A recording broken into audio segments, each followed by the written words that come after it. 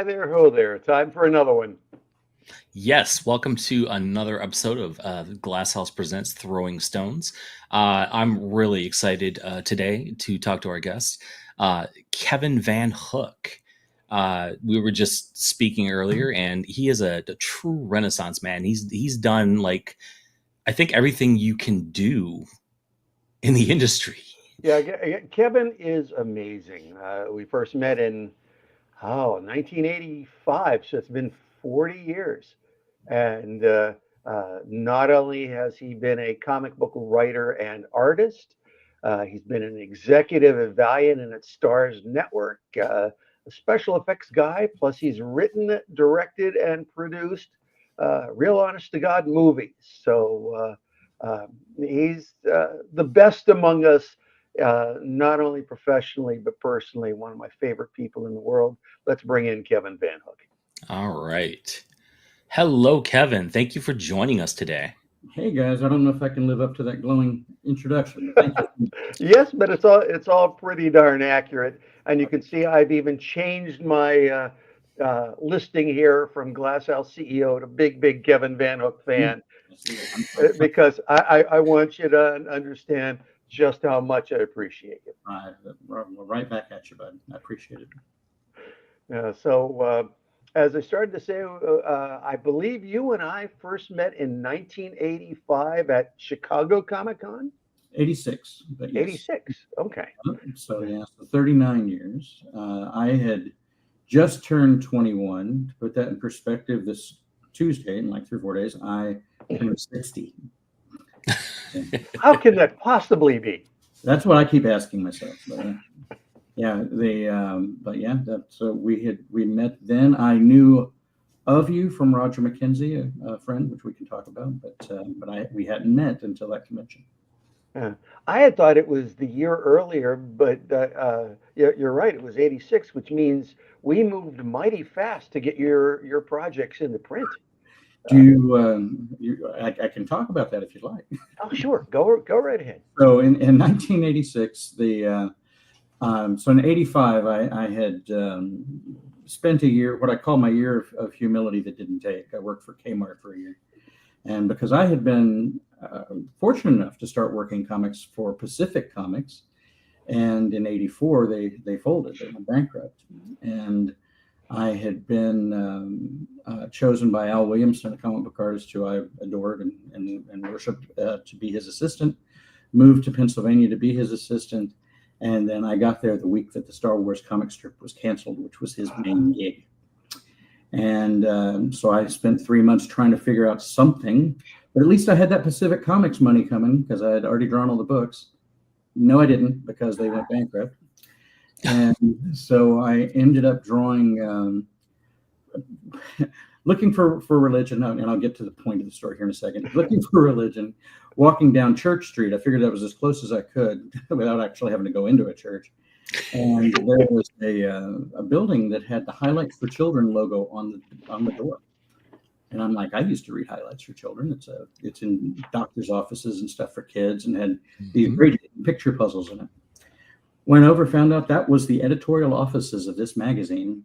Went back to my hotel apartment that my wife and I had, and brought my portfolio back and got hired and drew a couple of Highlights for Children things. Their parent company was a phonics company, so I did phonics illustrations, but it just didn't last long. And went back and did graphic arts in Indiana and created a character called Jack Frost that I wanted to do, which was an action horror series. And in summer of 86, Chicago Comic Con, that next year, took several pages, and I met with a number of publishers and agents in the sense that I met with Hot Comics, I met with Serious Comics. These are all little new guys. And Roger had worked with David on projects that David was packaging for Pacific. And Roger was a mentor and friend of mine, and he said, you should meet this guy. And I showed him my stuff. And literally at the end of the weekend, and it was I think it was actually literally that Sunday night, he said, if you can give me a cover by tomorrow, FedEx, if you can send it out FedEx tomorrow, I can get it in the solicitations, and we can actually get your book published. Wow. And so I'm working on that when I get another phone call saying, we've got this thing that we want to do that's called Ninja Bots. And the idea being that if ninjas were popular and robots were popular, then ninja robots would be really popular. And so teamed me up with Roger to do that. And I was very much into ninja stuff and ninjutsu, and actually knew quite a bit about it and the lore. And I plotted and penciled it, but got him a cover immediately. Those things were solicited right off the bat. And so we ended up doing both of those books, and David packaged them for a company called Amazing Comics that was just starting out. That was, he can go into more detail about that. That basically it spun off of another, because originally it was going to be for Juan Collado. That first interaction, it was going to be. And was that serious, or was that was serious? His company was New Series Productions. And so it was just this whirlwind. And so by that December, Jack Frost 1 came out, and then January Jack Frost 2 came out, and then 3 didn't happen because there were fumbles with the actual publisher that ended up doing it. Yeah, it'd be nice if some of these publishers would actually pay, and that's been an eternal problem, it seems. But the work got into print, and there are a lot of folks that looked at Frank Miller when he got to co-direct the first Sin City movie, if I'm remembering my movie history correctly. And oh wow, look what a success he's been. Well, Kevin went and took Jack Frost, done for this little company. Kevin wrote, directed, produced the movie, and even did the special effects for it. How many comic people can do that early in their professional careers? So he was amazing even then. Well, thank you very much. Yeah, so that movie called Frost, Portrait of a Vampire, actually ended up being the 18th highest grossing direct-to-DVD release of 2003. So to put that in perspective, when it sounds like a long thing to say, but that meant that it was a little bit right behind the Barbie movie that came out from Mattel, right ahead of a Disney Mulan sequel video. So these are videos that were being released directly to DVD, hadn't had a television appearance and that sort of thing. So it was a pretty big deal. We did like almost $3 million in foreign sales alone. Wow, very nice. Yeah, for a little comic book that sold whatever 35,000 copies for the first one, and like 18 for the second one, something like that. It was a pretty big deal. And that opened doors for me to make other movies, because I was able to say, I did this for $170,000. Let's see what we can do if you actually give me a real budget. So that was fantastic early on, and I remember we had about a year, almost a year and a half between the end of that whole Amazing Comics thing and all of us getting burned, to me saying, let me write a business plan to start a company called Innovation Comics. And one of the first guys I called was Kevin, and it's like, all right, can you come in and help me make sense of this and be our production manager? And he shows up with a computer that can do just about everything, which to this day amazed me. And he was there to guide us through, I believe it was our first year, and even took charge of doing coloring for some of our books, like Legends of the Stargrazers. Plus, he was drawing New Australia with a Tim Truman, Steve Sullivan project. So, Kevin. Yeah, it was an exciting time. The backdrop to that was my wife gave birth to twins, and 2 weeks later we moved to Wheeling, West Virginia to work for Dave. And so I had, little bitty baby kids. And it was, my wife and I were very young anyway. We were 23 and 22 when the boys were born. And so it was just another whirlwind, and, we're figuring it out. And David had partnered with some folks who had quite a bit of a say in how certain things were done, and they insisted on us using computers that they could get a deal on, and more than likely, in my opinion, get a kickback on. And then, and they were PCs, and this was fall of 1988, and so, if you wanted to copy a file in Windows, you clicked on the file, and then you clicked on copy, and then you clicked on where you wanted to send it to, and then it would do it, and then you would type out the path. And I'm used to using Macs, and I'm sitting there going, like, why are we doing this? Why I don't know anything about how to use this thing. And we figured it out enough, but I had my own system that I was doing as much as I could on my own equipment. But I got to design the logo for innovation. I got to, and I always had a fascination with processes, and so David had a connection to some of the folks from Warren magazines who had done their own experimental version of color.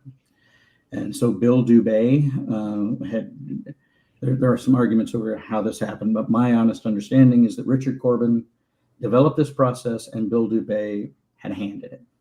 And it was painting in shades of gray to represent the CMYK color separations, and then you would shoot halftones of that. And it's so arcane now, it just sounds like I'm talking gibberish. But the idea was that back then you had 4 negatives that would make 4 printing plates, and you had to somehow try to get color separated. And in the 80s, what had become popular was traditionally comic book coloring was done with just 64 colors that ended up making these dot patterns and overlaying. They're basically halftone screens. And in the 80s, suddenly there was premium color. And so people were using Dr. Martin dyes and watercolors and different things like that, and then having them laser scanned in some fashion. And Bill Dubay was kind enough to actually send us a real physical color separation sample of one of I think it was a Warren cover, maybe a Spirit cover. And I reverse engineered it and figured out that they were doing, I want to say they were doing like 12 separations of acetate. So one representing 25% gray from 0 to black, 50, 75, and 100. And I realized it's like we're shooting halftones. We can do all that on one sheet. So we ended up doing 4 pieces of acetate that had just full grayscale images. Yeah, I also remember that they were doing it each page full size, and you figured out that we could do them printed size 4 up and just shoot that as one, and we saved a lot of production money that way. Yeah, back then, I mean, even up into the 90s, you would take whatever image you had that was going to be a printed page, and you would do what was called stripping it up at the printers or the pre-press stage. They would take those pages and gang them, the set color separations, the negatives up in perfect register, and made a flat of 4 pages or a flat of 16 or whatever. And we just decided we could skip that whole step and just color them in place as the 4 pages. It made you have to think because you had to realize that this is page 1 and this is page 32 of the book, and that these 2 are upside down to it, and they represent pages 15 and 16 or whatever. Yep. But it was a fascinating experience, and I just remember the joy Dave and I both felt with that very first sample of Legends of the Stargazers where it worked, because we're just doing it blind. And I'm making a guess that this shade of gray is about 50%. This shade of gray is about 25%. And so things like flesh tones for white people will be 25 yellow, 25 magenta, and that's how you get peach. But it just worked, and it was pretty amazing. And so yeah, we started it and had a small studio. I ended up moving on, but Dave carried that forward with a whole bunch of people. I did some tests for an early digital lettering system there that I was trying to go from scratch, like create basically the typesetting program and everything. That ended up not working, but I carried that on forward after I left there, and eventually did some of the first digital fonts. Kevin was ahead of his time with the digital comic books. He came up with comics on disc. Didn't we release one of those? Or Yeah, we released Justice Machine. And I think we released Jack Frost as well. But we had secured a deal with Eastman and Laird to do Teenage Mutant Ninja Turtles. I had made some preliminary calls to. I mean, we were just figuring it out as we went. But I made some preliminary calls and got Kmart interested. They were looking at 100,000 units. We had big lots as a backup to buy the overstock if our project failed. And unfortunately, the aforementioned people that were buying the computers kind of screwed up the deal.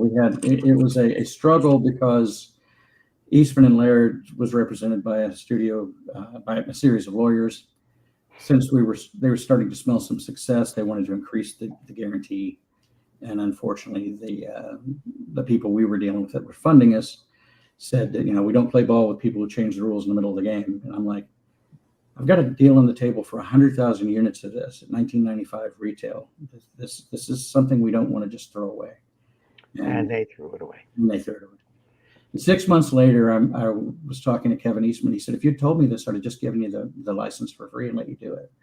And I said, well, I appreciate that. I had no idea that would have even been an option. And but that led to me ultimately leaving Innovation. So, because they informed me that they didn't understand why I was being paid to pencil a book and be their production manager and sort of ad hoc art director. Because if I was a janitor there, and the example I gave was like, well, let's say you had a janitor here, and it turns out he had been ill, but he was a nuclear physicist. You wouldn't want to hire him to do nuclear physicist work and still pay him the janitor rate. And they're like, yeah, we wouldn't. And as a result, Innovation managed to flourish for a while, in spite of them. Yes. Because we went with Anne Rice's Vampire Lestat and Lost in Space and Dark Shadows and Quantum Leap and all that. And then once it was a success, it seemed like they did everything they could to limit that success. They even brought in at one point a business expert who could tell them how to refine and improve our business. Now, I've been saying all along, you've got one computer that we don't like in this building for 10 people. Can you imagine 10 people full-time trying to share one computer? And we kept saying, we need Macs and we need like a computer for each of them. And they refused. Well, this guy came in for 3 weeks, watched everything we did, went back to them and said, they need 9 more computers and they ought to be Macs. And they said, okay, thank you, and followed none of his advice. No, it was unfortunate. I mean, you had done a miracle, you really had, in getting some funding to do projects and to start this company. And, you had some very talented people on staff, and you had some very talented creators. And it's just, unfortunately, your partners were just people who weren't working in good faith. Yeah. And not they couldn't see past what the dollar amount would mean to them personally on any given decision, and to see down the road of what the potential was. And it just, but it was amazing to watch you do the licensed stuff and see things like Wild Wild West and Lost in Space. And I was still there when Vampire Lestat was started, and because without that I would never have, to this day, pronounced Knopf Publishing as Knopf.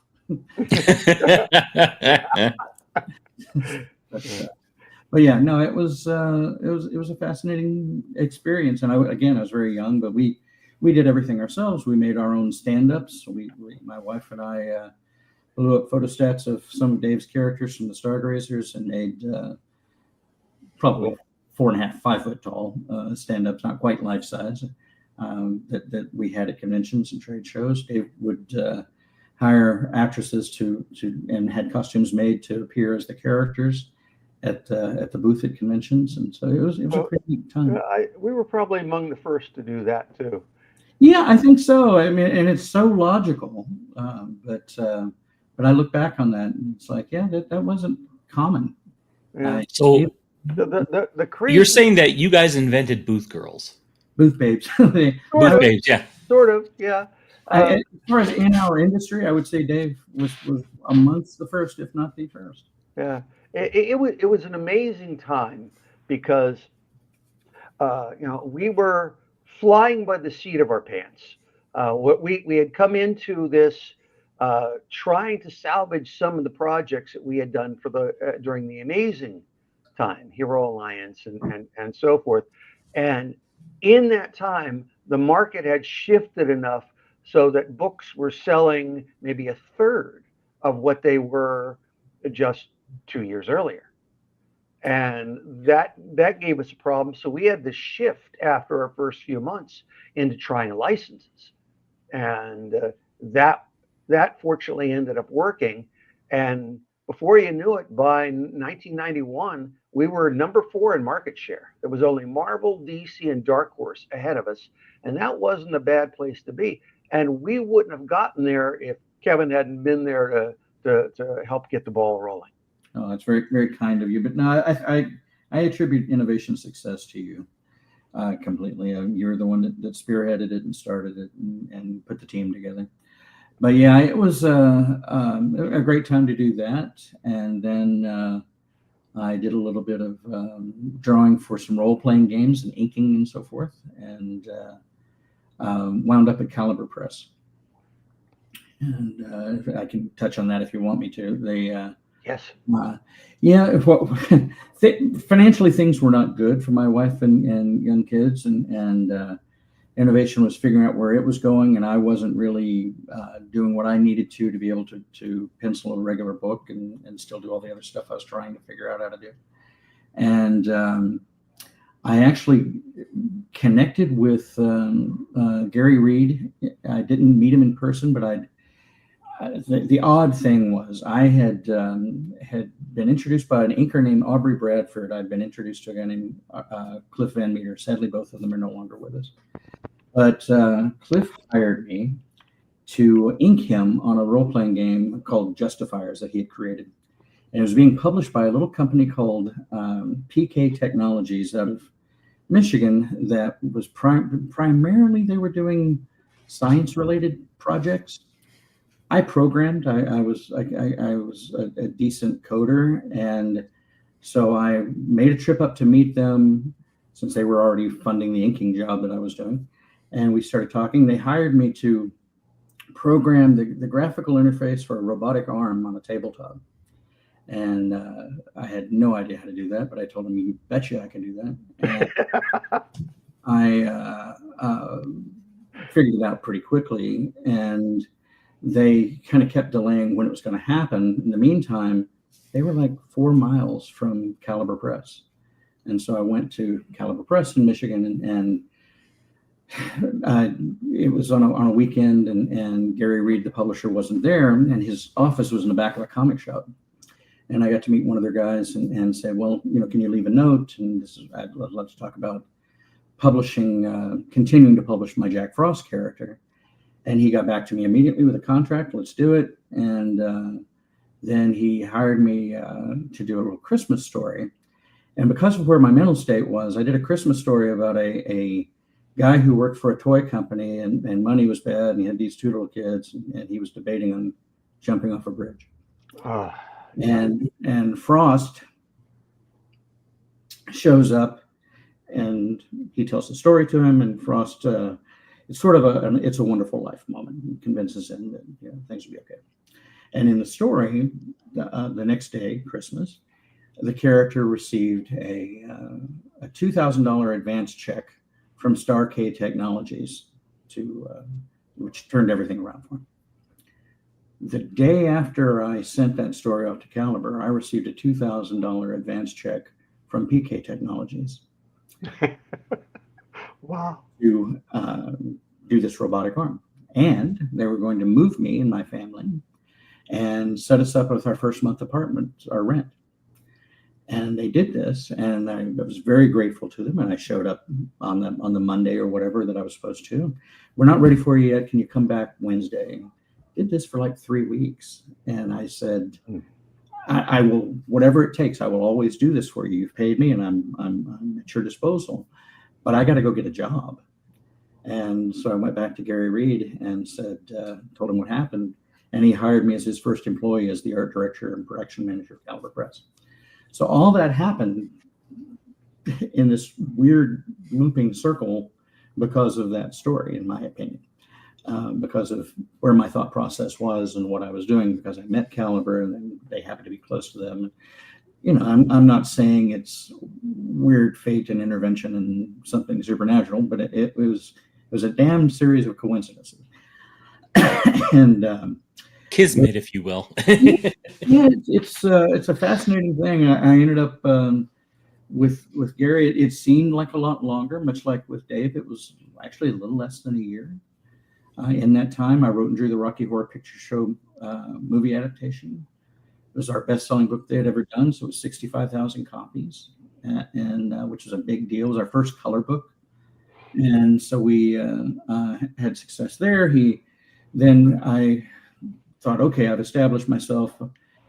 My wife would love to live in her dad's family home in Kentucky. We can restore it. We had a chance to buy it for like $25,000, and so we decided I'm going to leave the day job and go do that.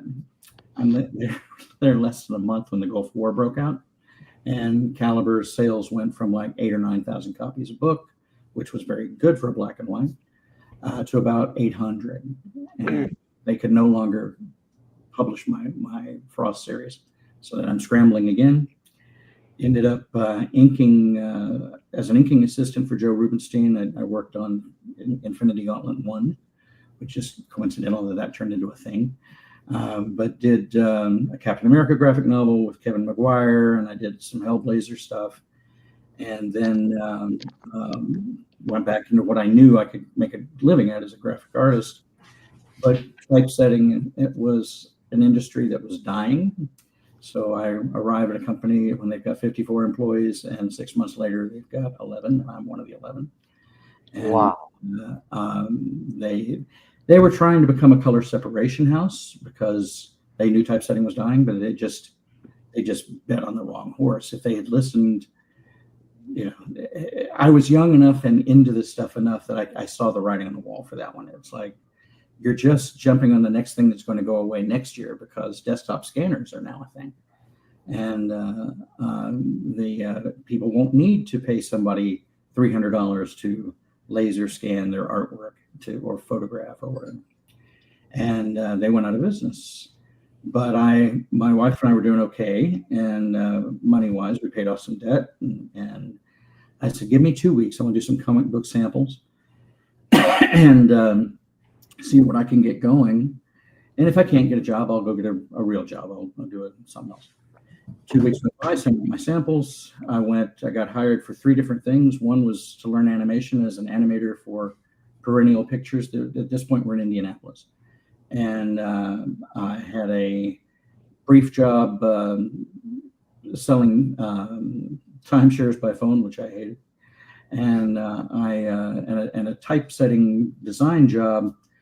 So I went from a place where we did Eli Lilly's medicine and the word Tylenol that goes on the bottle, on the pills, it had to be within 10,000ths of an inch accuracy, to working for a place that did like the great big cardboard cartons that hold the Pampers and the Huggies, where as long as you were within like a quarter of an inch of register, you were fine.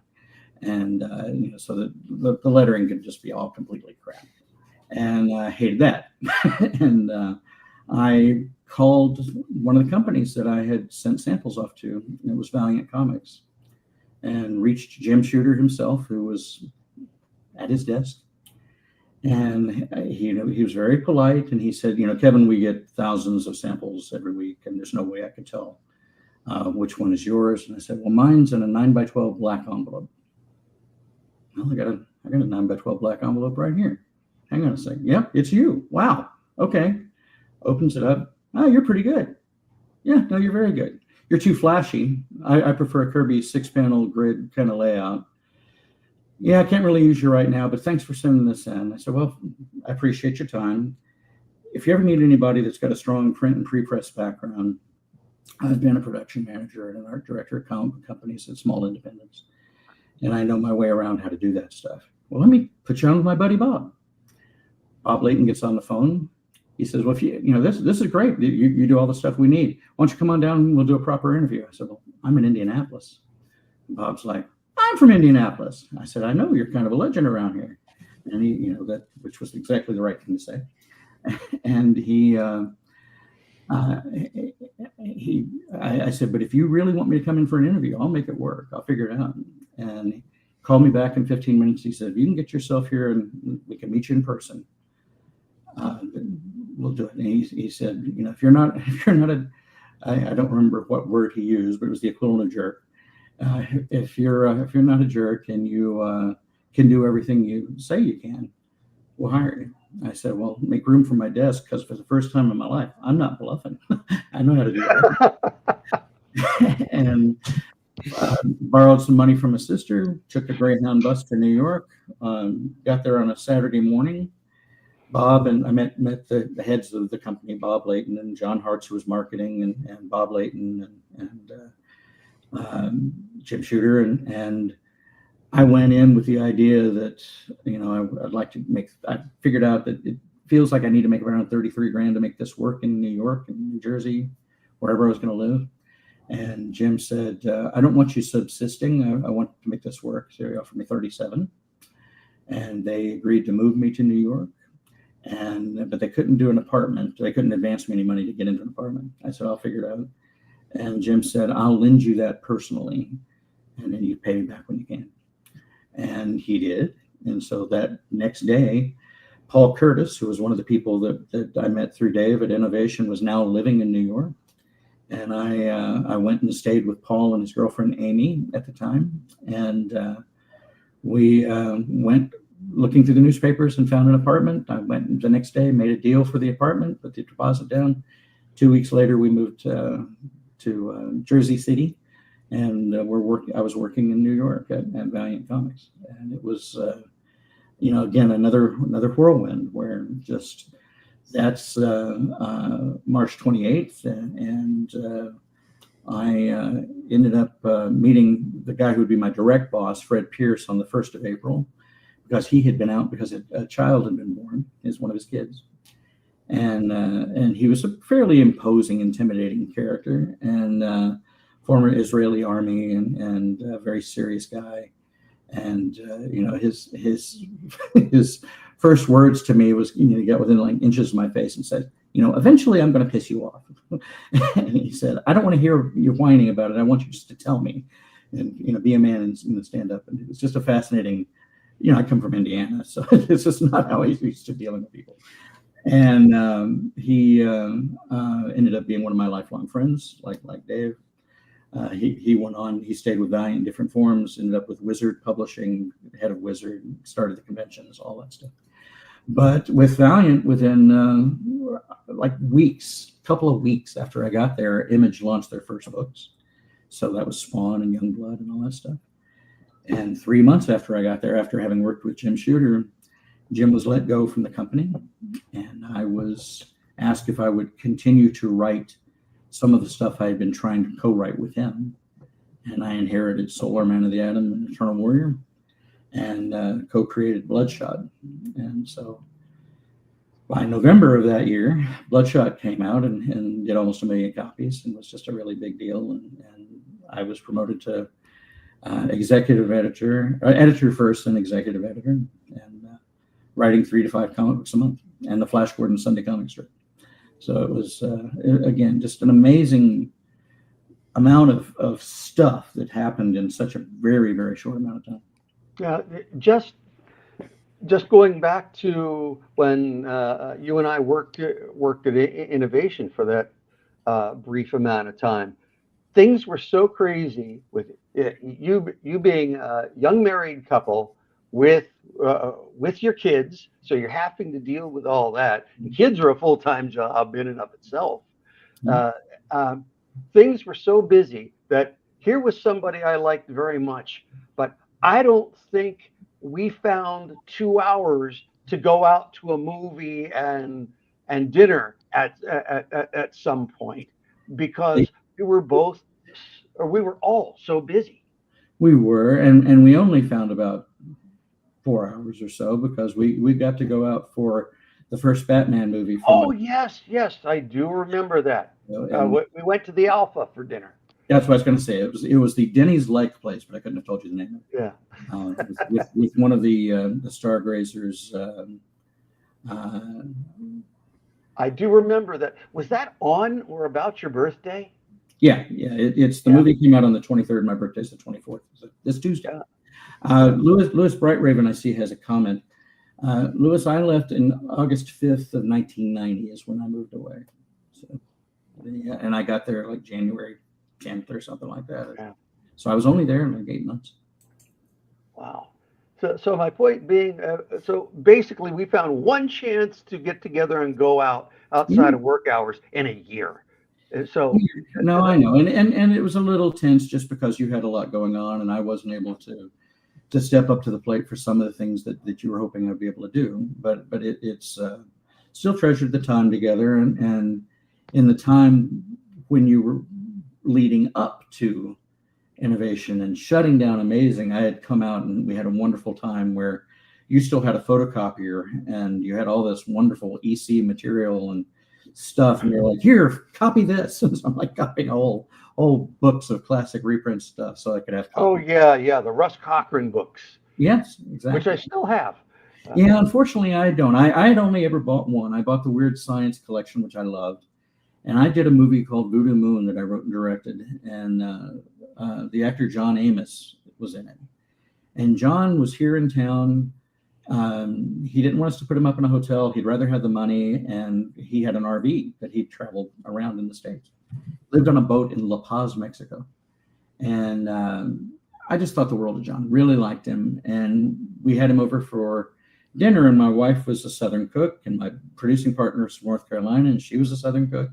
And so we fixed him a nice, proper Southern meal, and he just loved it. But during the course of the conversation, he's like, "Oh, EC Comics! I loved EC Comics. I read that stuff when I was a kid. Weird Science in Baltimore." And he started, and you could tell, really did. And I said, "Did you manage to keep any of that stuff?" And he said, "No. That life gets in the way and whatnot." And when he left, I gave him my Weird Science collection. I said, "Keep it with you on the boat," and he literally teared up. And I know he was an actor, but he wasn't acting.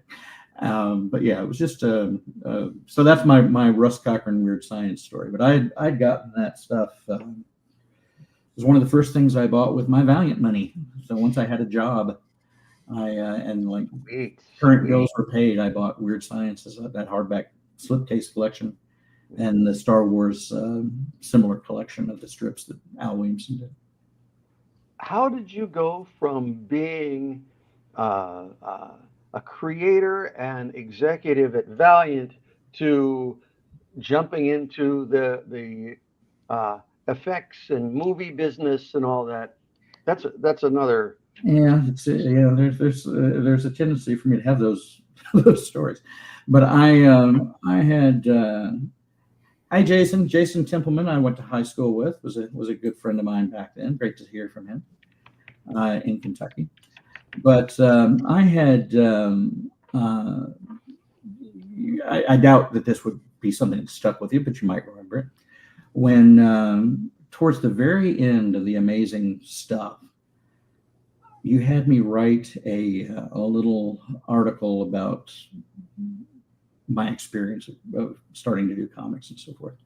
And I wrote about being a little boy with a red towel tied around my neck and watching TV and watching Superman. And that the quiet little voice spoke up to say, I could do that. And I was like, who was that? And, and it was serious. For me, it was, I never thought I could eventually write and draw comic books or anything. And then I say that as a backdrop to the fact that in 1994, I had, at that point, my average circulation for comic books I was writing was somewhere around 1.5 million books a month.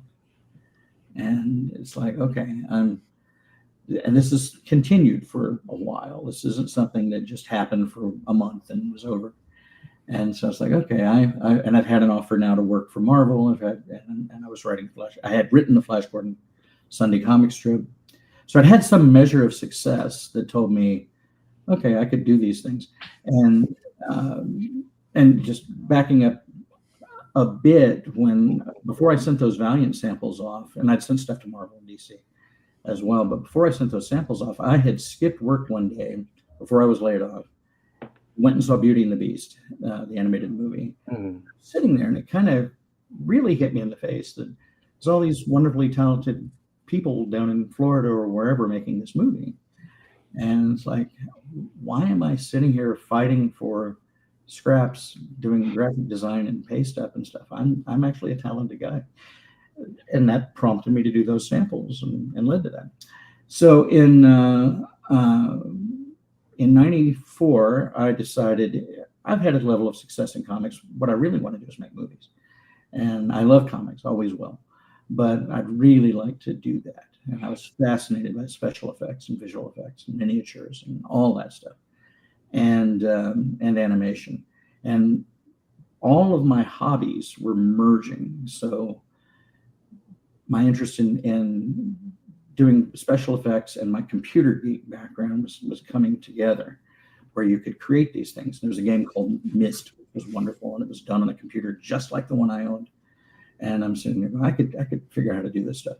So I took a screenwriting class, and I continued to do my work at Valiant. I signed a 2-year exclusive agreement. So I had 2 years of guaranteed income. And my wife was a colorist with him by this point, and that had happened very early on, because we exploded in our popularity. I honestly, genuinely take no credit for it, but I got there and we went from selling 25,000 copies to 3 or 4 months later selling 500,000 copies, 600,000 copies. And then 6 months after that, over 1 million. 6 months after that, 1.7 million on Turok.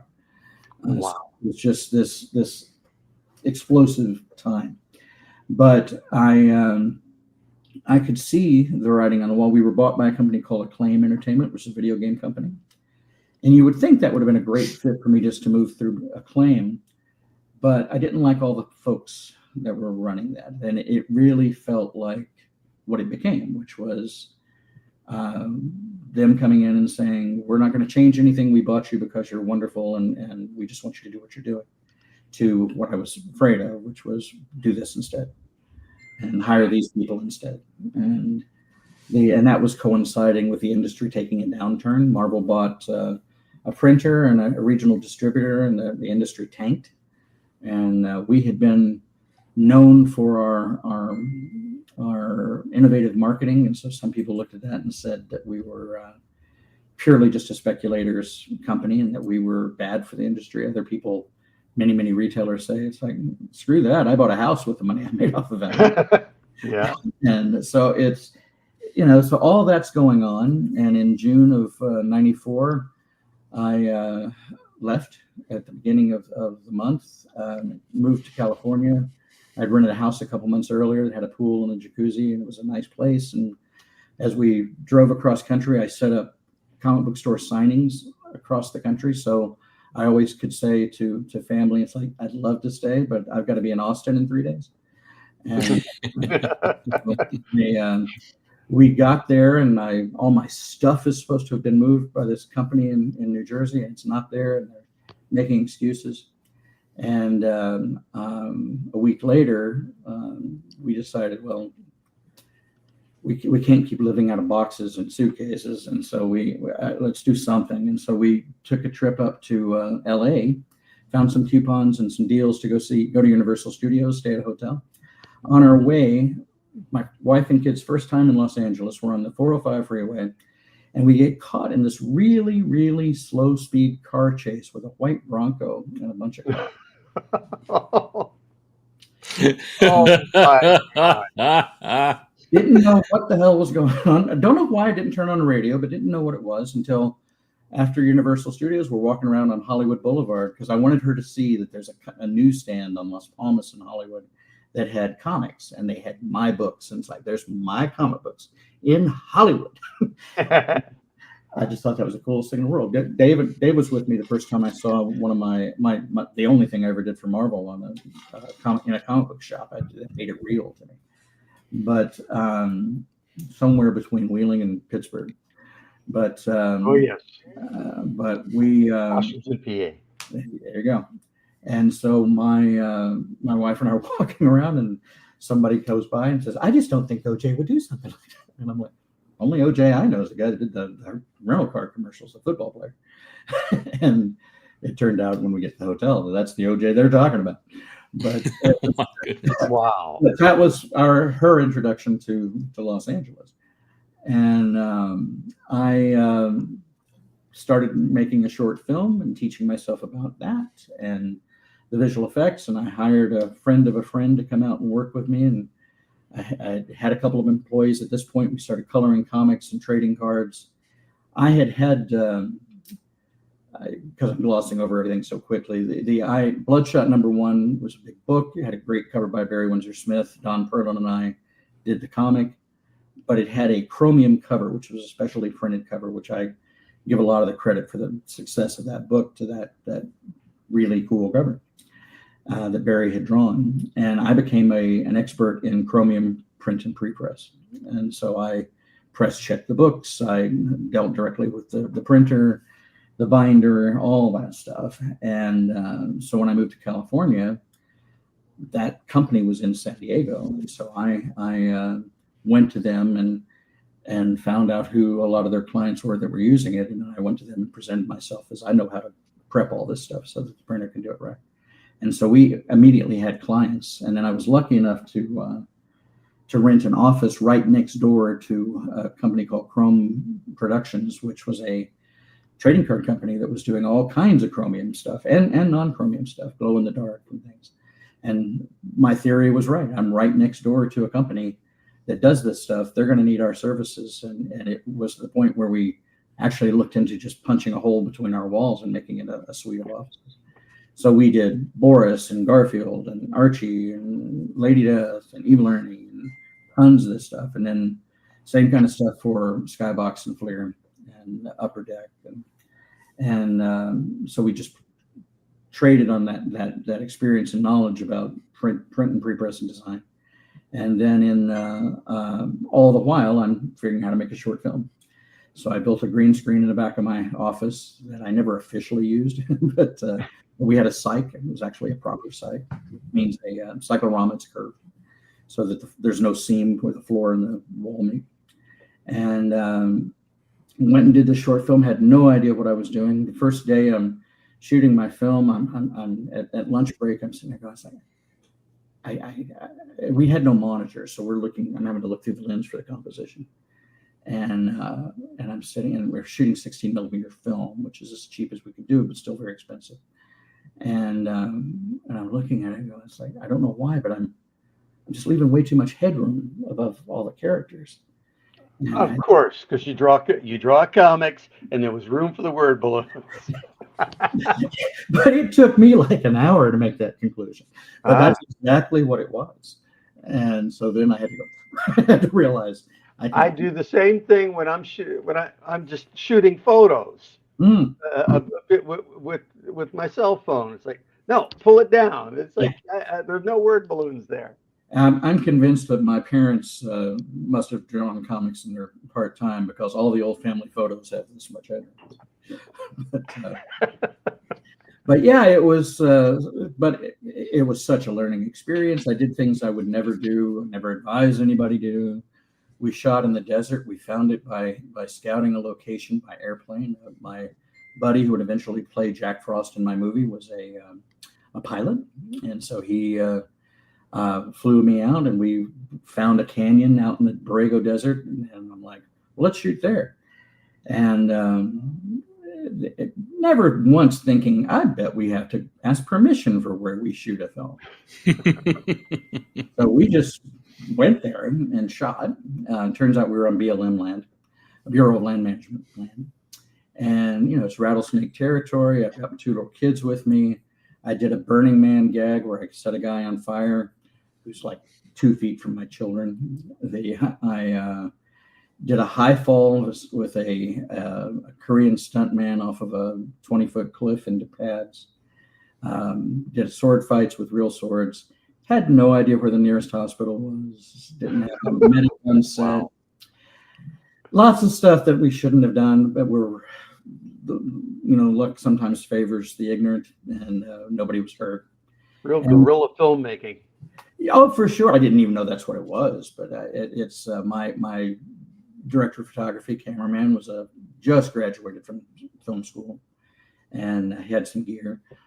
I had a bunch of disabled stunt people, so I had started consulting with a group called Stuntsability, and so I had people who were missing limbs and legs and so forth, and so I could do things like have a sword cut off a guy's arm and all that kind of stuff.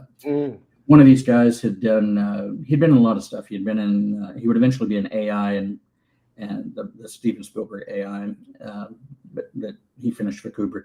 But he'd been in Star Trek and stuff as a Borg and a lot of stuff, a lot of B movies in the 80s. And he headed up this group. So we brought like 10 disabled stunt people out there, but the communication wasn't great. So they didn't really realize I needed people that I could do things to. I can't really, there's not much I can do with the guy that's just in a wheelchair. Mm-hmm. Nice guy, I'll feed him lunch, but I don't know what I can, there's not a stunt that we can do here. And I just made an assumption that the guy with no legs would have artificial legs that we could rip off, but that was not the case either. And so we had to, on the fly, create, stuff some pants and make it sort of look like legs to have him drawn and quartered. But that guy was a great actor and natural actor, and he ended up being in my movie Frost, and that was kind of we found a guy that looked just like him, but maybe 5 years younger looking, that we cast as the full-bodied guy, and then we had a helicopter blast take out his legs. So I was able to show that, show him for all the world look able-bodied in the movie, and then later on he's missing everything from the waist or from the button down. But yeah, it was a great experience. Went to my friends. I had friends at Stu Siegel Productions, which was a company that was doing Renegade and Silk Stockings and a bunch of TV shows at the time in San Diego. They were partnered with Stephen J. Cannell. And I showed my stuff to the producer for feedback because I'm like, I've never done this. What do you think? And to give you another example of how little I knew, it just kind of, it was mind-blowing to me that I could control time. Because as an artist writer, all I can do is I can speed you up by having fewer dialogue and narration boxes to read and bigger pictures, or I can slow you down by having a lot more of those things. But ultimately, it's subjective. You could take as much time as you want to look at that gorgeous Jim Lee artwork and read my wonderful writing, or you could zip through it, or like how I read comics when I was 8 and skip all the yellow boxes. Those aren't important. And I get in there and I show it to him, and he said, "So what do you want to do with this thing?" And I'm like, "Well, right now I'm just kind of, what do you think? What can I work on? What can I make better?" And he said, "It's better than half the shit we do. What I want to know is what do you want to do with it?" And I'm like what? And he said, "Well, we've got to deal with USA Network. They're a sister company to Sci-Fi Channel. Maybe we could do something." But he wanted me to create what was called a rip-o-matic at the time, which was take my stuff. The story was something called Drifter. It dealt with the idea that there's 4 horsemen of the apocalypse, but there's also analogs to them. So there's death to life, and there's bounty to famine, and so on. And every 1,000 years they meet up and have a great battle. 1,000 years ago they battled, and life, everyone died except life. Because he can't die. He was beaten so severely he's lost his memory, and it's only now flooding back, and we're about to have the battle again. And he has to go find reincarnated souls that represent his partners and have this war for the fate of mankind. And it's why there's been so much chaos. But he's always been a soldier, and it's because that's what he knew. So he was in Vietnam, and he was fought in the War of Independence. So this producer wanted me to find scenes from movies like The Patriot or whatever was out at the time, and Highlander, I think, and cut it into my stuff so that they could present it.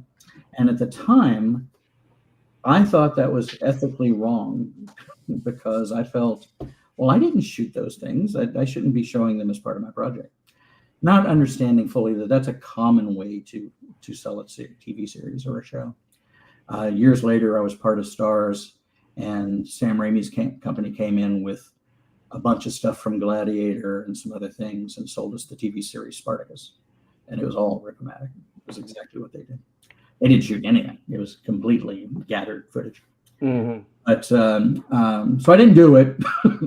And so I started making my first film based on my comic book Frost. It took me 5 years, just shooting it with buddies.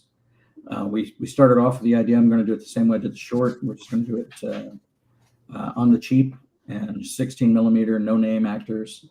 And we lucked into getting a 35 millimeter camera to use and some different resources. And it's like, I'm doing a disservice to myself if we put all this effort into it and we don't try to do it right.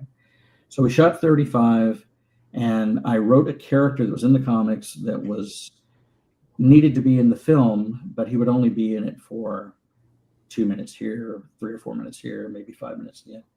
And so I didn't shoot those scenes with the idea. Eventually, I'll shoot that stuff with a name actor, and we got Gary Busey, and Gary Busey was my name, and it was 3 of the most difficult days of my adult life.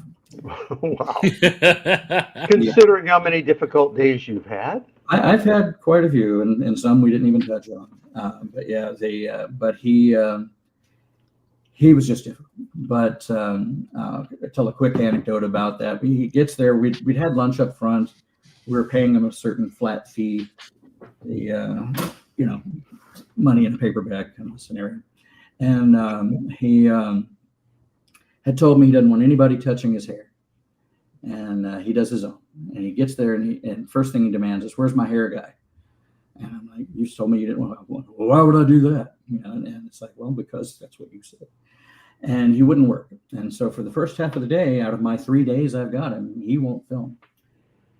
So I went over to him after our little lunch break. We'd shot other stuff we could shoot, and I said, "I understand. If you don't want to do it, I know we're a little rinky-dink outfit here, and if this doesn't make sense to you, I get it." Didn't want to do it, but we went ahead and reached out to Nick Nolte, and he says he's willing to do it if you don't want to. But I want to give you the first opportunity to say what you want to do. I said, "Oh, I never said I didn't want to work." So he did his stuff. He was fine the rest of the day. Midnight, I'm home. I'm stressed, but I'm winding down. I get a phone call from Gary.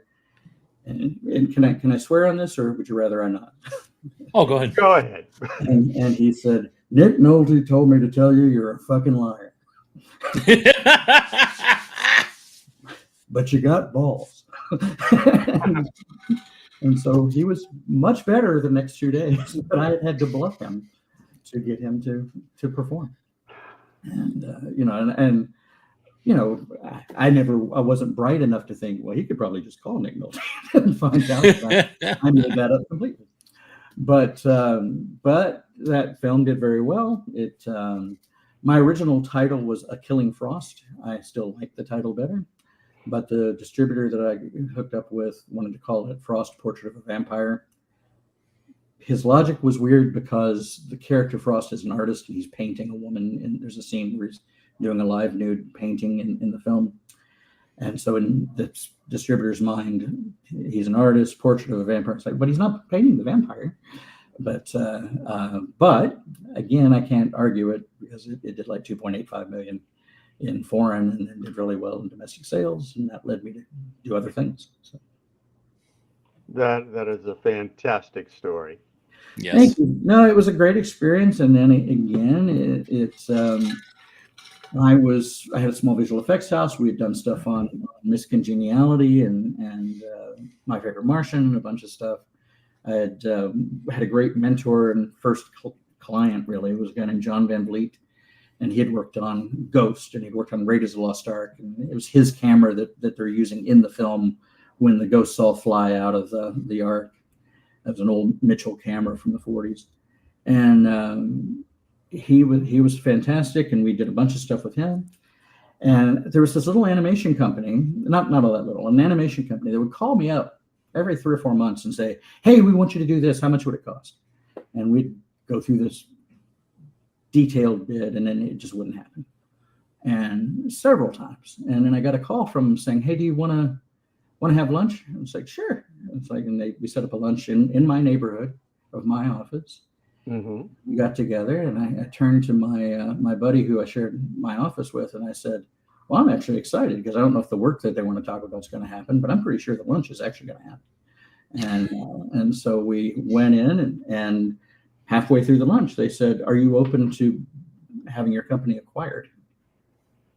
And I said, I'm open to anything. What are you thinking? And so set up a meeting. This company was called Film Roman. Film Roman did The Simpsons and King of the Hill and X-Men Evolution, and at the time, and had done a bunch of other stuff.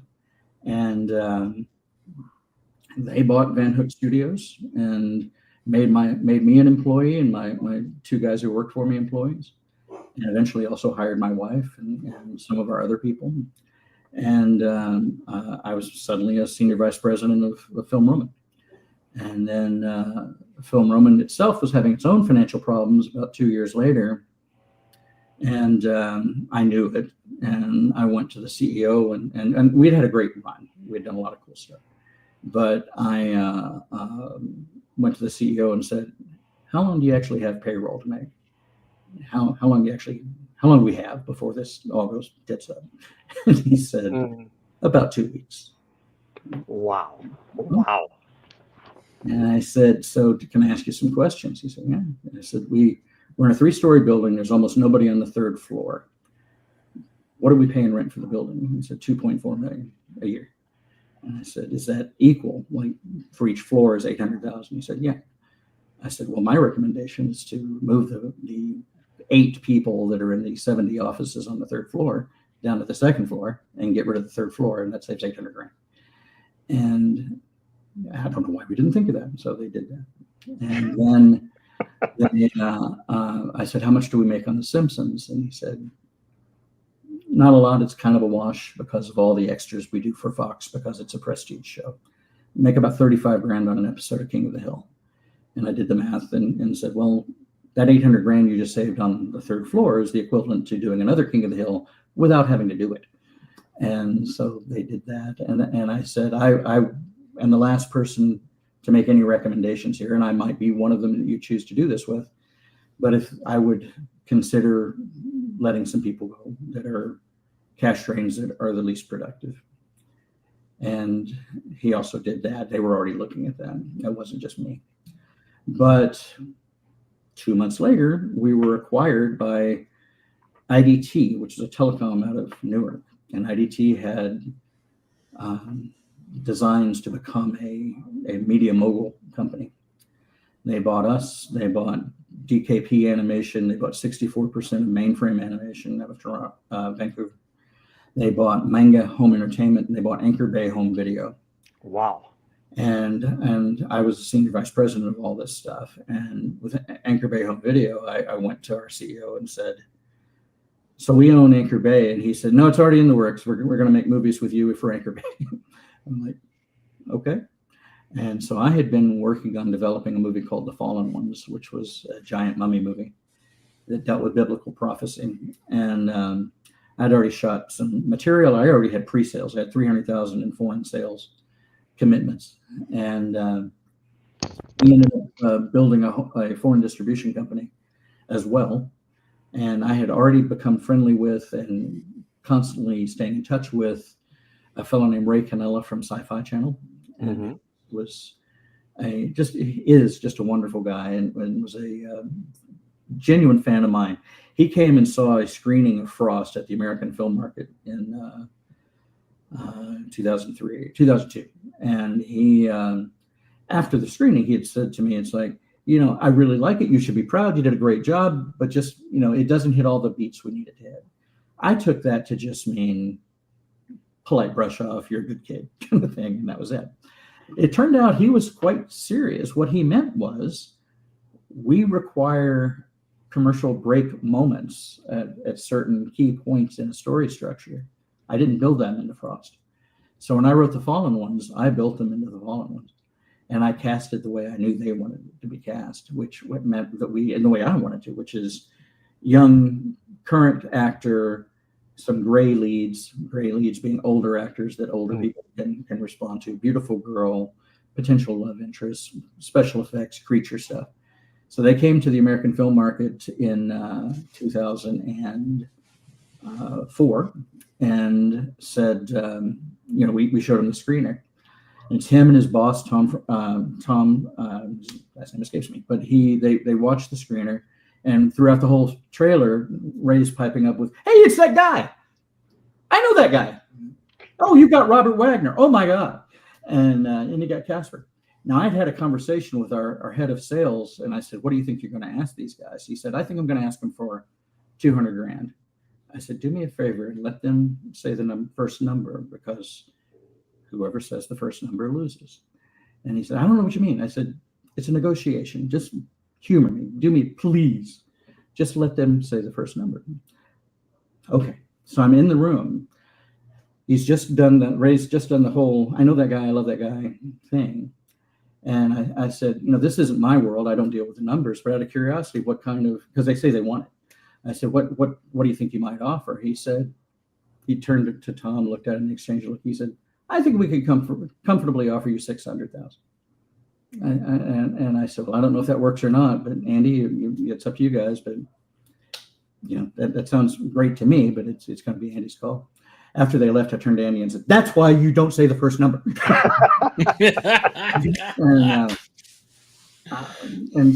that became an acquisition. And then they came back and said, "We want to make movies with you." And so they wanted me to develop a slate of films to make with them. And so we did 6 films. And then as IDT, I was also involved with Stephen J. Cannell coming in and making a slate of films. And Cannell himself got involved in his because he had put some people in charge of some of the stuff where the film wasn't great and it was short. And Cannell was very much a man of his word. And so he shot extra footage and directed extra stuff to put in it and make it much better. And a guy named Mark Altman also did a series of films. Mark went on to he owned Cinefantastique at the time, which you would have thought would have benefited us, but we never actually got any coverage. But, which is wild. I know Mark. Yeah. I've worked with him, and he even a couple of years back, finally, after 15 years of talking about it, produced a graphic novel that we did all the artwork for. Interesting. So, yeah, no, he I don't know Mark terribly well. Back 20 years ago, we were always great in person. So, but he went on to write on the TV show Castle. I know he has produced a bunch of stuff. He's a very talented, smart guy. But yeah, so we were doing all these films under the IDT banner. Then IDT was acquired by a company called Stars Entertainment. And so when IDT had bought Film Roman, I had already been through the Acclaim acquisition, and I kind of told my guys, I said, just be prepared that the way this often goes is they come in and say they don't want to change anything because you're really good at what you do. That's why they bought you in the first place. And then they proceed to change everything. IDT didn't do that. IDT was actually, it was like, "Hey, you're really good. You're really creative. We're going to leave you alone. Here's some money." And they did that. And I could go into if they were visiting, if the big shots from Newark, New Jersey were visiting, I could go in and they'd be like, "So what do you got what's next?" And I would say, "Well, we want to do this." And now these guys were Orthodox Jewish people. And I tell this because they've told the story themselves many times. My producing partner, Karen, and I were really known for being on time, on budget, or under budget, and really good. We put everything on the screen. And one time we're walking down the hall outside our CEO's office, and these 2 guys are in there. And one of them sticks his head out. "Hey, you guys got time to order us a pizza? Because we figure you could get a better deal than we could." So they were just really sweet people. We ended up attending the wedding of one of their kids, an Orthodox wedding during Purim, which is sort of a costume event during one of their holidays. So there's a lady dressed like Marge Simpson at their very serious wedding. But it was wonderful, and I could literally go into the office and say, well, this is what I want to do. This is the idea. It's similar to these films, and this is how much these films have made in this marketplace at this time. No guarantees, but it's what I think. And they're like, okay.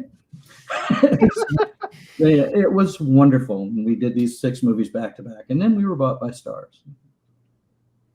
And Starz decided we needed to have committees and people to evaluate whether or not these things made sense and whether they made profit. And they came to me one day and said, that, you've got to film, your films don't make money. I said, my ass, they don't make money. I mean, the Fallen ones made like 2.3 million in foreign. No, it didn't. And so then I find out that IDT kept very, very bad records because everything they did was that casual, that kind of, okay. And so there were no really good records. And so I had to do a full audit and show them that we actually were successful. And on top of that, they were counting money in such a way that to make it look like they weren't making money, but the truth was that they did. But it just took I did one movie under the Starz regime, and then ended up leaving, going independent, and doing visual effects for other places. Like I did all the Law and Order shows for 5 years, and Rizzoli and Isles, and a bunch of stuff. Didn't you start, were some of your early effects on things like Xena, Warrior Princess? Yeah, back in '99. We had moved to Burbank from San Diego with the idea that we want to work with this guy, this company, rather, called Flat Earth, that did Hercules and Xena. And so we picked Burbank because that's where their office was. Never made an effort to reach out to them or anything, but we got an apartment that was literally blocks away from their office. And one day I got a call from a friend we'd worked with on My Favorite Martian and said, hey, I'm doing 3D work over here at Flat Earth. They're doing a animated TV series called Starship Troopers Roughnecks, and they really need somebody to take over Hercules and Xena because now they're focused on this animated show. And so we went over and met them, and they had a great meeting. One of their producers, a guy named Everett Burrell, who's gone on to do major stuff like Prometheus and The Mist and stuff. But he said, okay, just letting you know, guys, if you guys turn out to be a-holes or something in a couple of weeks, we're just going to let you go. I said, that's cool. Chad and I were saying the same thing about you guys on the walk over here. So and he laughed. And we did Hercules and Xena for 6 or 8 months. And I, at the same time, was still maintaining a print studio. And so we were designing some of the very first Pokemon stuff that came into the United States. And so we did Pokemon trading cards and stickers and temporary tattoos and lenticular cards and Sailor Moon and Dragon Ball Z and WWF before it became the WWE. And that side of my business started having some problems with one of my employees, and we left Hercules and Xena to focus on that. But then we immediately started an animated show called NASCAR Racers, and we did that and Max Steel for Sony. And then we got caught up in a bankruptcy from a client. And if you have time for one more little anecdote about that, it was. Go ahead. Well, it was a fascinating thing. So Netter Digital, which was ran by one of they called him Old Man Netter, but he was an older fellow who had been involved with Babylon 5, and they'd done the effects for Babylon 5. And this company was doing Max Steel, and they'd hired a bunch of kids that really weren't organized or disciplined. And so they hired my company to build a lot of the world for Max Steel: airplanes, vehicles, race boats, buildings, sets, locations, the Grand Canyon. So we were doing all this digitally, and we did it really, really quickly. And they said, how do you feel about relighting a couple of shows? The first couple of shows they don't look good. So over a Christmas break, I ended up relighting the first 2 episodes of Max Steel. This is a digital animated show, 3D show. And I opened it up, and they've got like 10,000 lights in a scene, and it's taking 6 hours to render a frame. And I'm like, well, then, no, can't do that. So I threw out all the lights, relit the scene with 3 lights, which is how you would do it on a set in its most basic form. Looked beautiful. We did all that stuff, and we did a whole bunch of work for them. And then they took me to lunch to tell me they're filing bankruptcy. And so, okay. And they owe me $34,000.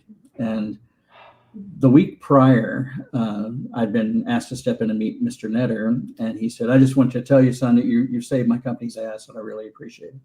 I said, "You're very welcome, sir. I'm glad we could help." So that night, after I get back and found out that they're going bankrupt, I left a voicemail for him. I said, it's I really appreciate what you said to me last week. If there's any way you can pay me some of what you owe me before you actually officially file bankruptcy, I would appreciate it.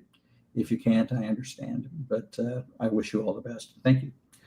And the next morning, I had a check for 17 grand messengered to me with a note that says, "Cash this before noon." Wow. Yeah, because the bankruptcy proceedings are at 1. This is the best I could do. Thank you. And I was the only person that got any money out of that. And I've used that story over the years with my kids and other people to say I could just as easily have called them up and left a message. It's like, "You SOB, you're screwing me and my people."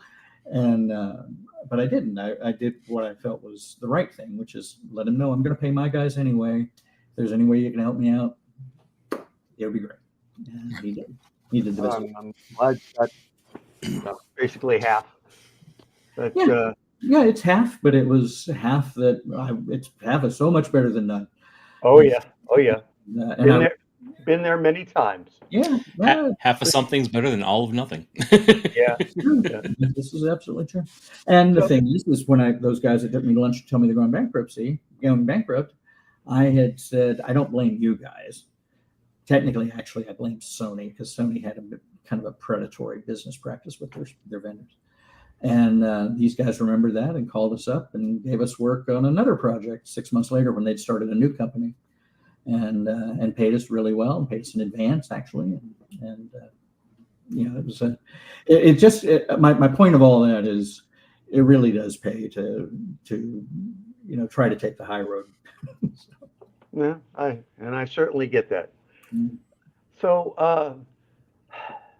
I know we'd be skipping quite a bit, but where are you now? What projects can you talk about, current and upcoming? I about 10 years ago, I started producing a series of theme park movies, and for a religious theme park, and I put a team together, and we did that for 3.5 years, and then I ended up doing a lot of independent movie stuff and some TV things as well. This was after wrapping up Law and Order and Rizzoli Niles. And I became friendly with a filmmaker named Jesse Johnson. Jesse does a lot of action films, and he's a stunt coordinator. His uncle is Vic Armstrong, who was the coordinator on the James Bond movies. He was Harrison Ford's double in Indiana Jones movies. Both of them are great guys. I've worked with them both. And Jesse brought me a film and said, "I really want you to do this. It's being produced through a company called Buffalo 8. They handle the post. But their sister company called Bondit is one of the funders of it. Could you take a look?" And so I gave him a bid, broke down every shot. We were hired to do the work. And then Buffalo 8 came back and said, "Do you want to do another one?" And then, sure. So that's 3.5 years ago. And we've done somewhere around 28 movies for these guys in 3.5 years. So lots of John Travolta action films, series called Cash Out. We're getting ready to do Cash Out 3. The first 2 have come out. We did a movie called Armored, which was Stallone, and another movie called Alarum with Stallone and Scott Eastwood. So we do a lot of action stuff. And then about a year ago, I was asked to bid on a TV series called Pendragon, which is the Merlin cycle, and it's based on a series of novels. And huge, shot in 4 countries. At the time, 2,600 visual effects shots, now over 2,800. And so that's what we've been focusing on. And then we're continuing on the side to do other projects. They've gotten us some other movies. We're currently working on a Mila Jovovich movie called The Protector. And so we're getting to do some fun stuff and using a lot of that same team that I had built up when I did those the religious theme park films. And one of the guys, Chad, who I've mentioned a few times, Chad's been with me for on and off, and mostly on, for almost 30 years. We started in 1996. He's the guy I brought out I actually brought him out to California from Kentucky to watch my studio while I went out to shoot my first short film. We picked him up at the airport. I was so excited to share the experience of making the short film. I just took him with me to the desert, so nobody was watching my studio. And so he was just out there. And then we were doing Godzilla trading cards at the time, and so I had to bring him back, and he stayed at the studio for a couple of days before we wrapped up, because it was a 4-day shoot. But we just became best friends, and we've learned all this stuff together. So he was with me on Hercules and Xena, and he was with me on Miss Congeniality and iRobot and the original Daredevil movie, and tons. That is fantastic. Yeah. For our viewers who may not understand, you mentioned Miss Congeniality, Rizzoli and Isles, and so on. And if there aren't any special effects in there, that means you did your job. Thank you. Yeah, that's what we like to think. So if you look at Miss Congeniality towards the end of the film, Sandra Bullock flings the crown, the tiara that has a bomb in it, and blows up a Statue of Liberty reconstruction that's on stage. Mm-hmm. All of that was visual effects. When Miss Rhode Island throws up her baton, and flaming baton, that's all. She's pantomiming, and that's Chad built the baton, I animated it, and the fire and all that stuff, and comped it, composited it, meaning putting the footage together with the original photography. And the reason that was an effect is because the first time she did it, it wasn't an effect and lit her dress on fire. Oh my! Oh my! So, and then one of the unusual things that was just very early at that time was Sandra Bullock, God bless her, and she talks about this in the DVD commentary. Woke up one morning and, in her words, had Mount Vesuvius growing on her forehead, and so she had a zit right here. And they're doing a scene where she and the other girl are going to do cold cream on their faces, and that grew out of being able to hide this. But they were still scenes that they had to shoot without it. And so we digitally painted that out. And that was kind of unheard of. People weren't doing what's common now, which is just called beauty work. And it was us figuring out, how do you even do something like this? And you got to realize film at the time was what we would call 2K, which is just a little bit more than what you would think of as a 1080p HD. Mm-hmm. So less than half the width and height of a 4K TV today. That's the whole resolution. But our equipment in 99 and 2000 was more like standard def. So it was like 720 pixels wide, 140 pixels wide. So to be able to work on her and be able to see it pixel for pixel, we had to create a window of her forehead, and that filled our full computer screen at 1:1. And so when the client is coming over and looking and seeing how good a job we did, that's what they're looking at.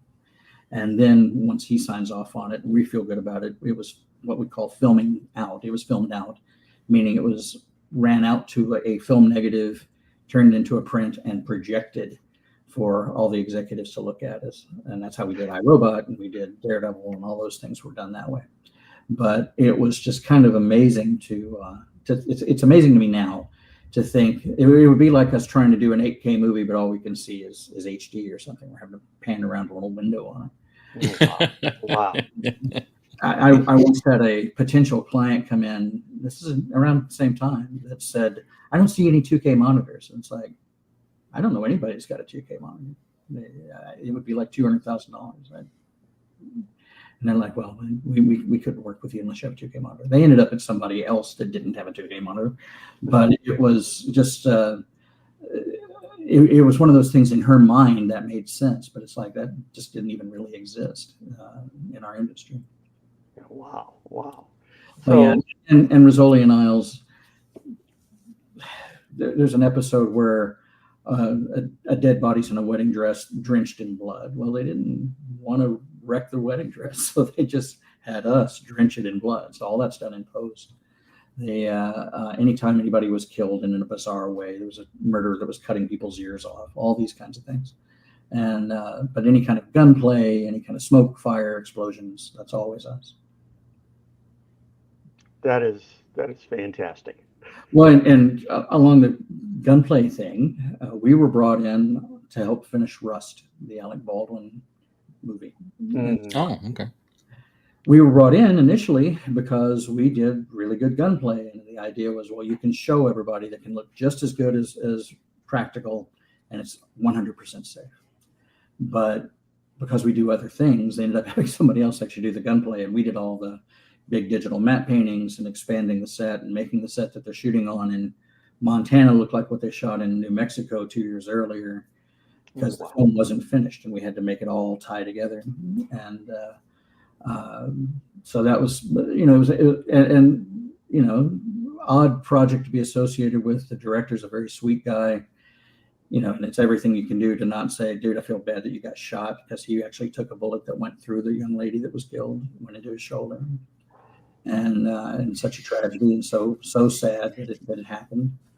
But really nice guy. He genuinely wanted to finish this film more for her family, to be able to potentially have her work out there and completed, and to be seen, because it's the point of why we create visual arts, and as much as anything else. And also a percentage of the proceeds of the film, a large percentage, went to her husband and kids.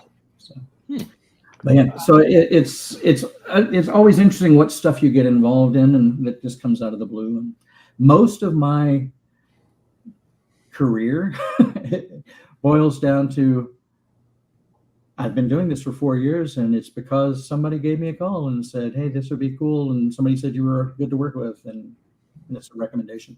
Almost every job we've done since the beginning of it has been a referral of some kind.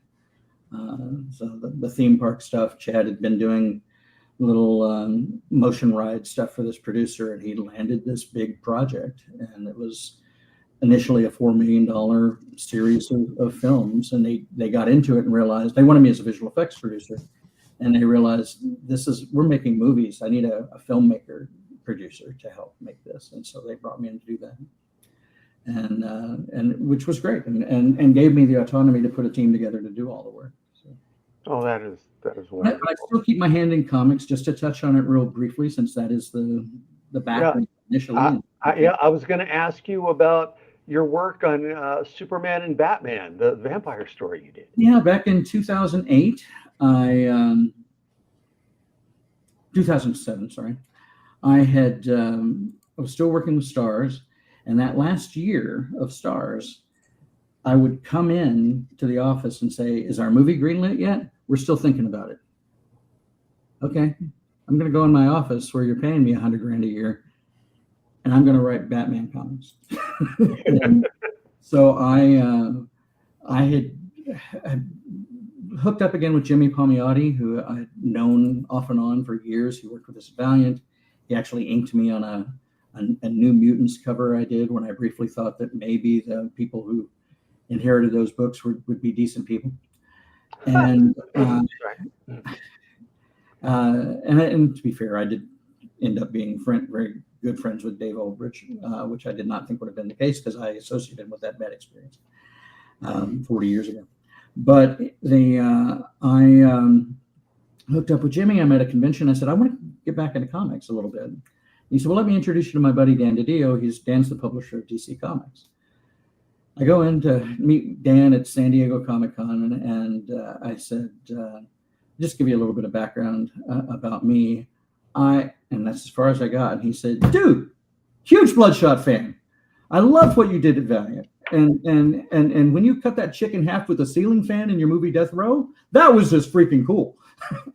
And I shut up, because I knew anything I could say at that point would just screw up the deal.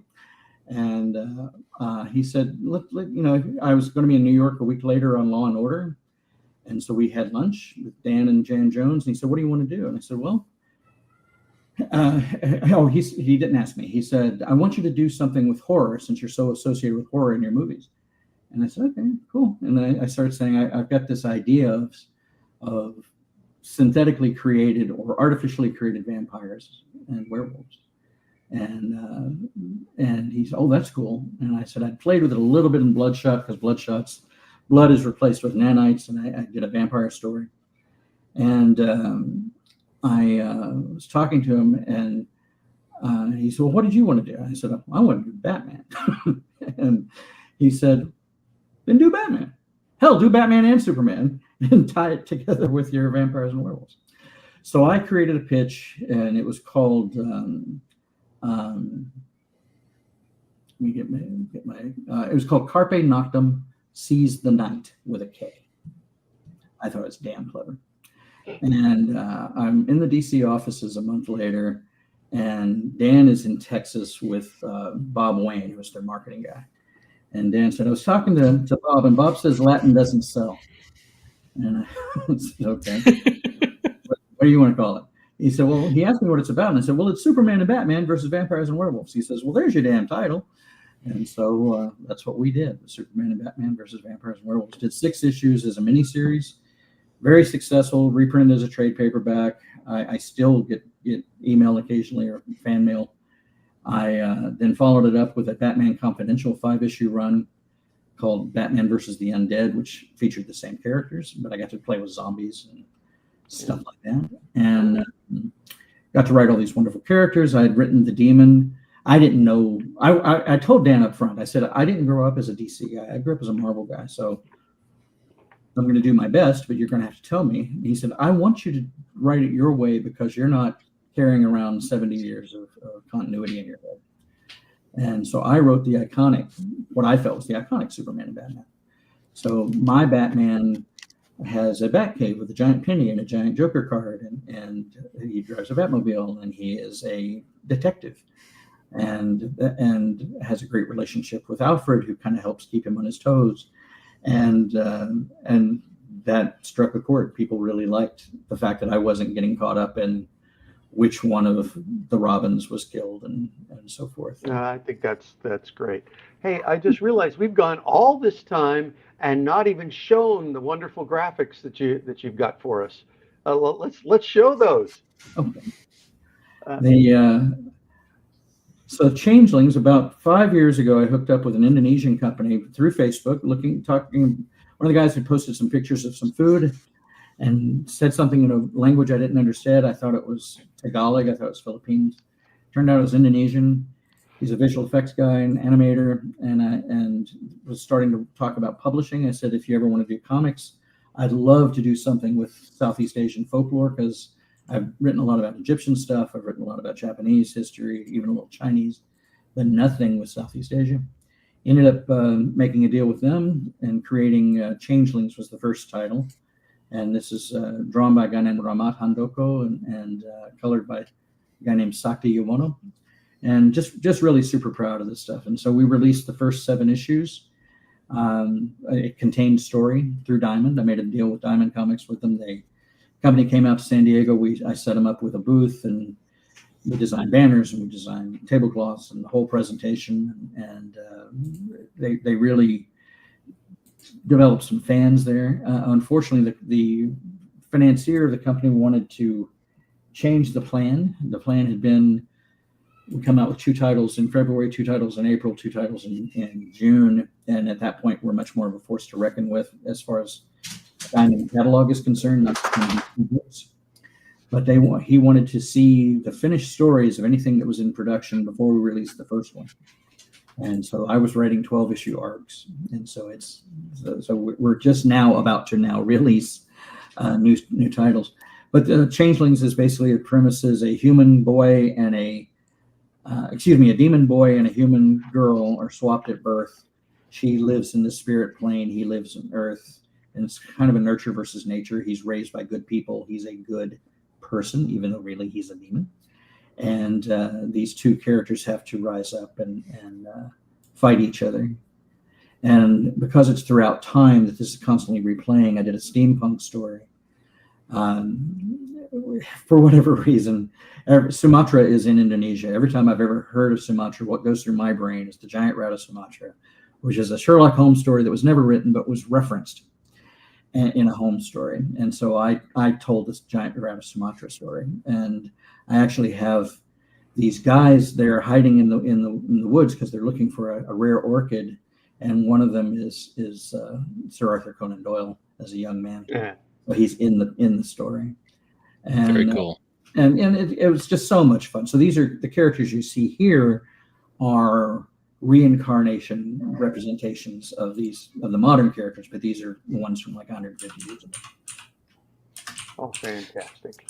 So when I think of the Sumatran rat, I go to Dead Alive, the Sumatran rat monkey. So did that have any play in that at all, or? No, because to be honest with you, until I mentioned it, I'd forgotten that was Sumatran. So yeah, it didn't. I did often think of, there was a novel written by Fred Saberhagen called An Old Friend of the Family that basically stated that Sherlock Holmes was the nephew of Radu, which is Dracula's brother. And, Okay. And Dracula has come back to England, and Holmes is having to fight Dracula. And it was a great novel. There's 2 or 3 of them: Old Friend of the Family, The Vampire Tapes, The Vampire Tapestry. But they did their own little nod to the Rat of Sumatra in it. Very cool. But yeah, I made a movie in 2017 called Alpha Wolf with Casper Van Dien. Casper and I have made 3 films together. This was primarily, so this is obviously a mock-up to make it look like it's a VHS case. This was the artwork I wanted to release the DVD with, but my distributor wouldn't go for it. They felt it looked old. Well, that's the point. I said, did you ever look at something like Stranger Things and see all the 80s nostalgia that we're playing off of right now? Yeah. But they just didn't get it. But this had Patrick Muldoon and Casper, who had both been in Starship Troopers, and Jennifer Winger, who's now has married Casper. But it was done because my buddy Wes Kafer, who's a puppeteer and visual effects artist, he works with me on all these movies and TV shows. He I had told him years ago, if you ever write a script and we think it's ready, I'll produce it and you direct it. That's why you came out here. You wanted to make movies, not just to make parts of movies. And he's worked on great stuff. He visual effects supervisor on Rambo and Expendables and tons and tons of stuff. The more recent Rambo. And he wrote this movie, and it was really great. And the twist is great, which is, if a man is bitten by a werewolf, he turns into a werewolf. If a dog is bitten by a werewolf, he turns into a man. And so I liked the idea that the woman's dog gets bitten by the werewolf and ends up being her defender and turns into a man and fights off the werewolves. And gave Casper a chance to play a bad guy, kind of being a bit of a jerk in the film, and he did it really, really well. It's one of the first times he'd been given that opportunity, because he's such a sweet guy in person, and usually plays that. But this movie came out from Gravitas. It still available everywhere. You can see it on iTunes and all the usual suspects. If you want to see it with commercials, it's on Tubi, Tubi, for free. All right. Let's go on to some. How about some Bloodshot? So there's that cover I was talking about. So that's a cover drawn by Barry Windsor Smith, who's just one of the most brilliant people I've ever had the pleasure of meeting, and genuinely one of the most talented and skilled people I've ever met, and became friends with, and I still treasure that. This was the Chromium cover. So Chromium was unlike anything we'd ever seen. It was foil, but the cover surface was plastic, and it has this texturizing pattern thing going on, and levels of color showing through from the foil, and opacity, and this did, like I said, close to 1 million copies. Wow. There's some more bloodwork art. Yeah, so this Bloodshot work. So this last year, about a year and a half ago, I was contacted by the people who currently had the rights for Bloodshot and asked me if I would do a story. And they said, we can't pay you a lot. We can pay you X a page. And I said, well, it's less than my writing rate, but I could do it because it's Bloodshot. And they said, no, we meant for you to write and draw. Okay. Oh, jeez. I said I'll do it, but only because I love the character and I want to do it. So, and I had said I wanted to do my Bloodshot, the classic Bloodshot. And he said, well, we'd love it if you could figure out a way to do the modern, their reboot of it and mine. So I did a time travel story where in an alternate dimension where the two meet. And but it was first thing I'd really drawn in probably 10 years. So it was, and first comic I'd probably drawn in over 20. So it was a great experience to do. So let's talk about the movie. Yeah. So over the years, many times there was talk about doing a Bloodshot film, and at one point it was going to be done by a guy named Triple H, an actor for the WWF, and Brian Azzarello was going to write the screenplay. And Michael Uslan was involved, who's a very well-known Batman producer, and I'm friends with his son David, and I know Michael. And he, they didn't have success getting it going. Dinesh Shamdasani rebooted Valiant in 2012 and managed to get a deal going with Sony to do this Bloodshot movie with Vin Diesel and a great cast. And then in October of 2018, he flew me to be on set with them and in South Africa. And so I was on set, and then this is me at the Bloodshot premiere the following March. So we premiered, this is the 10th of March of 2020.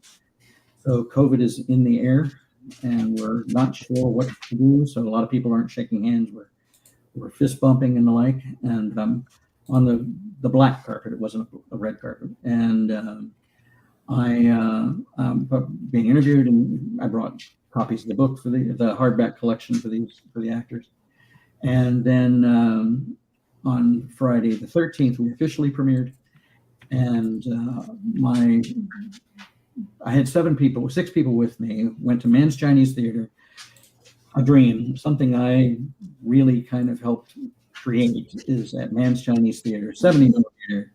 And there are 12 people in the audience because the world is shutting down because of COVID and we don't know what's going on.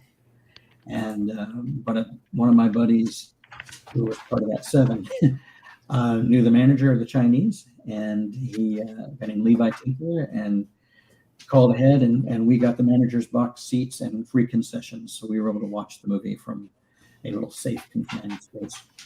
And a little disappointed that we were told that we were properly credited as the creators. Instead, there's a thank you at the end of the film, which not right. Doesn't really make a lot of sense. We did see for those who always ask, we did see a small amount of money when the film was in production, divided between Don Perlin, who's sadly passed away, and Bob Layton and myself as the creators. And so, did COVID affect the premieres of this movie at all? Or? So yeah, so I mean, there were 7 people in a theater that sees 3,000 or whatever. So that's how it affected opening night. Wow. But that Monday, the 16th, or actually technically on Sunday the 15th, our governor in California shut down all movie theaters and theme parks and so forth. So you couldn't go see this. Bloodshot was the first movie that rebounded and went to streaming. We were in streaming within less than 6 weeks, and VOD, video on demand. Even still with all that, it still made like $10 million the first weekend. And many people tell me, that's the last movie I saw before the shutdown, and that kind of thing. There's a touristy area in LA called the Grove and Farmers Market. Their theater had Bloodshot's logo on the marquee for a year because they shut down and they never recovered. The theater chain went out of business. But for a year, Bloodshot was, right up there on that marquee. But wow. Yeah, just a very strange experience. So we went from, as I say, this wonderful event on the 10th, and getting to see it at a wonderful hotel or a wonderful old theater. If you ever saw Once Upon a Time in Hollywood, there are 2 theaters, one where Sharon Tate goes and sees her movie, and there's one diagonally across the street from it. We were actually in the one across the street. They're both old famous movie theaters. And but yeah, it was a a neat time. And I had one of my friends is a member of the paparazzi, and he made a point of helping to make sure that I was being treated properly on the carpet and getting photographs taken with everybody. Oh, Very cool. fantastic. Yeah. Uh, And as I say, I was on set for about a week with these guys in Cape Town. that is, it sounds like a wonderful experience. I just wish your movie had had a better opportunity to be seen in the theaters like it deserved. It's always so funny because I'll meet people for the first time, and they'll put the connection together of what I did and what my connection is. And almost always it leads to, I'm so sorry, man, your movie got screwed. It's like, it's what it is to be, but yeah. But I did watch it on demand. I ended up renting it, and it was a really good movie. So I'm glad you liked it. Yeah, like a lot of creative endeavors, it evolved. The producer was kind enough to invite me to his apartment to watch an early cut of it, and he wanted me to be honest. And there was a part of me that was like, "You will have bloodshot in your Bloodshot movie, won't you?"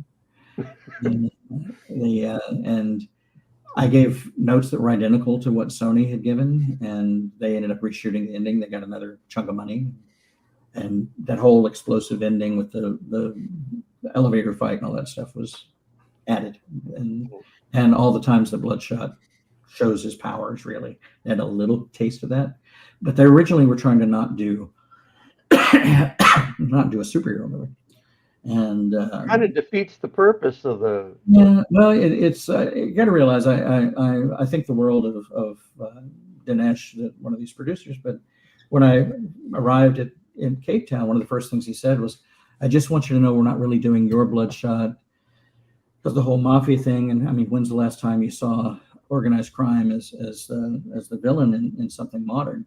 And I said, outside of Daredevil or John Wick, I said, I can't really think of it. And it's just it hadn't connected to him because they were associating organized crime, Sicilian mafia, which isn't as much of a thing today, and or in 2018. But I felt that they could have kept that aspect of it. But they also had an affection for the Bloodshot that they had rebooted and recreated, which was a military guy. And the companies have gone back and forth over the last 13 years about whether or not my character really existed or is a false memory of the other ones, and so forth. So when I did that little story I did last year for their black, white, and red anthology, that's the one you showed my artwork. I kind of put the rest to that lie and just said they're just different timelines. And yeah, this stuff. Yeah, I get it. Well, I'm looking at the time. This is easily the longest and most informative interview we've ever done. Thank you so much for doing this. I appreciate it. It's I've always said that my natural, if you had to describe me as one thing, it's storyteller, and so that's what I do. It's how I communicate. So. Well, before we got on here, Chris was telling me yesterday that you were a fascinating man to talk to, and he couldn't wait to be a part of this. And he said, "Okay, this is going to run long because I just want to hear him talk." Well, yeah, I could listen to you talk for like 4 hours. No, it's a part and parcel of having not died yet. I'm still around.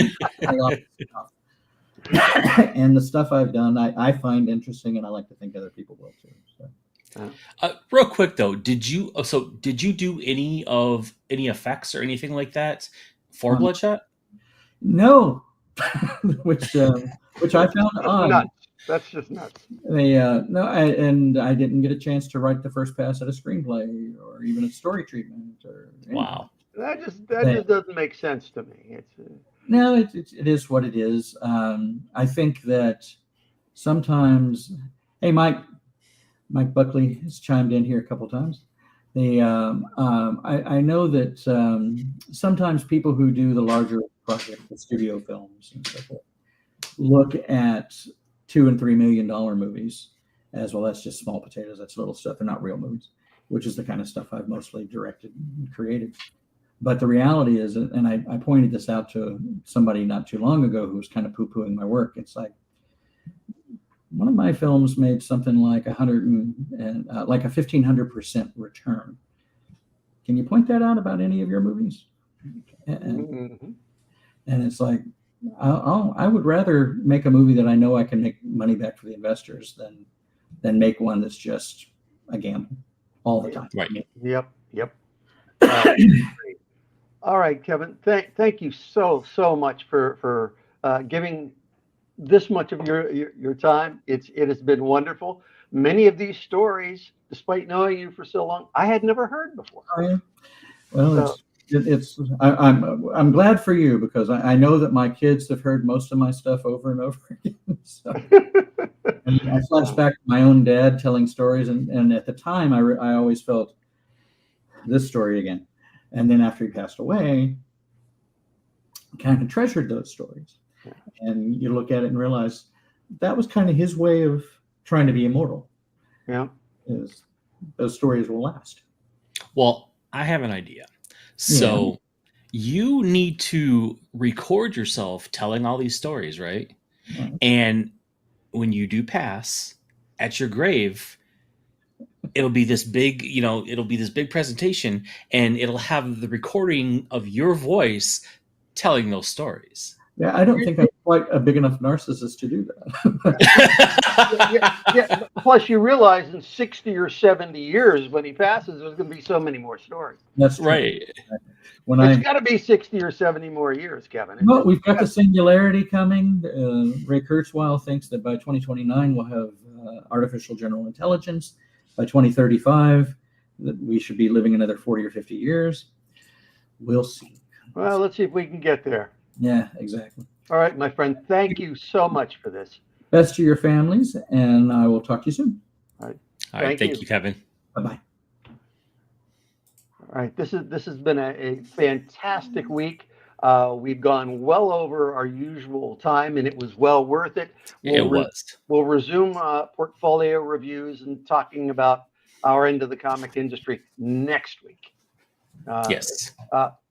You have someone lined up for next week? We do. We're going to. It's going to be a pre-filmed, but it's going to be Kelly Jones. Oh, fantastic! Because Kelly and I got to work together, but it was almost as long ago as Kevin and I working together.